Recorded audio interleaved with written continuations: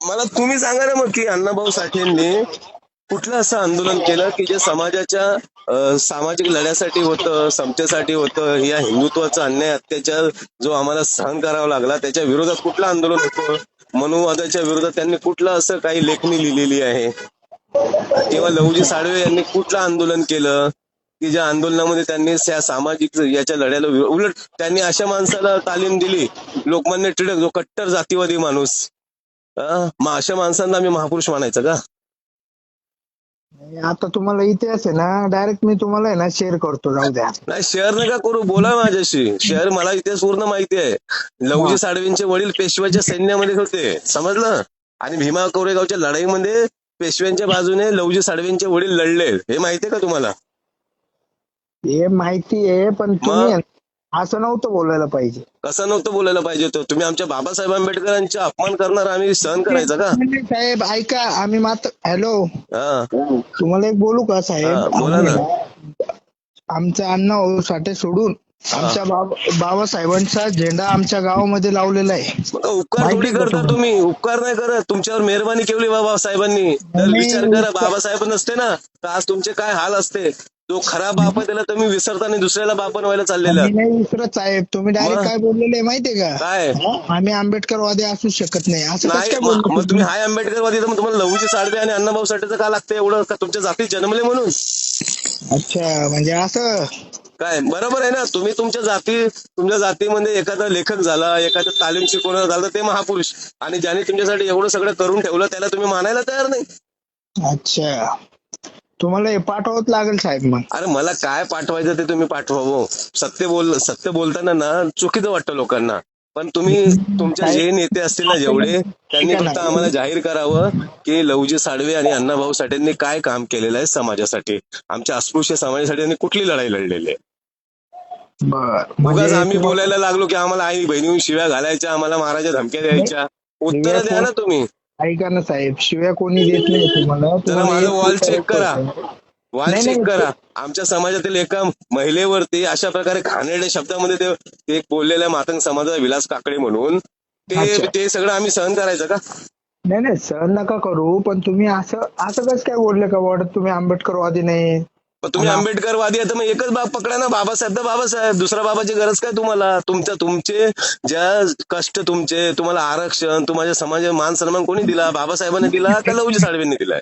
मी जर आंबेडकरवादी आहे हे तुम्हाला कसं, म्हणजे कसं प्रूव्ह करून? तुम्ही मला फोन कशासाठी केला? साळवेंसाठी आणि अण्णाभाऊ साठेंसाठी केला. नाही, त्यांच्यासाठी तर केलंच आहे, पण तुम्ही मी काय म्हणतो, मी हे बोललो की मातंग आंबेडकरवादी नाही आहेत. फक्त आता मी ते एकनाथ गायकवाड जिजा आणि GS दादा हे दोन मला असं वाटते की खरे आंबेडकरवादी होते आणि त्यांना मानणारे काही लोक, परंतु बहुसंख्य हिंदुत्ववादी मातंग आहेत. आम्ही हिंदुत्ववादी मातंग आहे असं तुमचं म्हणणं आहे का? हो. नाही तुमचं नाही सांगू शकत मी, तुमच्या बोलण्यावर मला वाटत नाही. हिंदुत्ववादी मातंग असताना आता पण 10-12 शिव्या घालून बसला असता, म्हणून मी तुम्हाला तरी बोलू शकत नाही की तुम्ही हिंदुत्ववादी मातंग आहे.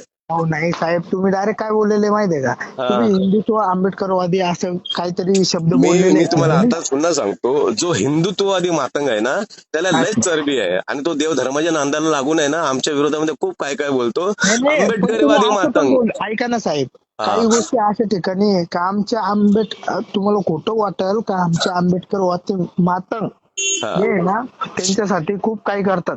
मी बघा माझं स्टेटमेंट आता पण कायम आहे की जो हिंदुत्ववादी मातंग आहे मी त्यालाच बोलतो. आंबेडकरवादी मातंग फक्त ज्या वेळेस बाबासाहेब आंबेडकरांना एवढं खालच्या दर्जावर बोललं गेलं तर तेव्हा आंबेडकरी मातंग समाजाचा एखादा तरी कार्यकर्ता नेता जर बोलला असताना तर मला आजही वेळ आली नसती. पण चुकीचं वाटतं ना, आम्ही तुम्ही बोलायला पाहिजे होतं ना, पण तुम्ही का नाही बोलले?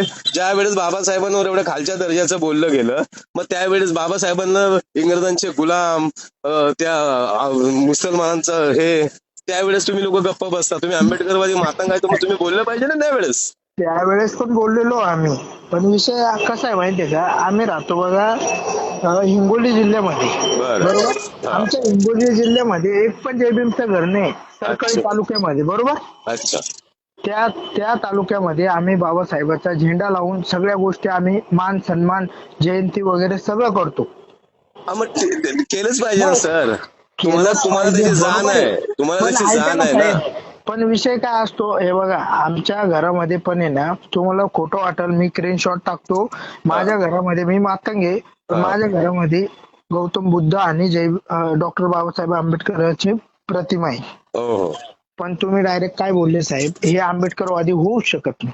माझं बोलणं तुम्ही पूर्ण नाही ऐकत आहे. मी तेच बोललोय की ज्या लोकांना बाबासाहेबांचा अपमान होतो आणि ते काही बोलत नाही, तर मग याला आम्ही आंबेडकरवादी कसं काय असं समजणार? शक्यच नाही, असं शक्यच नाही साहेब. आम्ही बोलतो, बाकीचे नाही ठीक बोलत. आहे, ठीक आहे. तुम्ही बोलता ना, तर तुमचा आम्ही सन्मान करतो. आणि तुमच्या बाबतीत तरी मी असं बोलू शकत नाही की तुम्ही हिंदुत्ववादी मातंग आहे. कारण हिंदुत्ववादी मातंगला लय माज आलेला आहे. तो खूप जास्त बोलतो. ज्यावेळेस आम्ही त्याशी फोनवर बोलतो ना, तो समोरून शिव्याच घालत राहतो. त्यामुळे तुम्ही तरी, तुमच्याशी बोलून बरं वाटलं. जय भीम.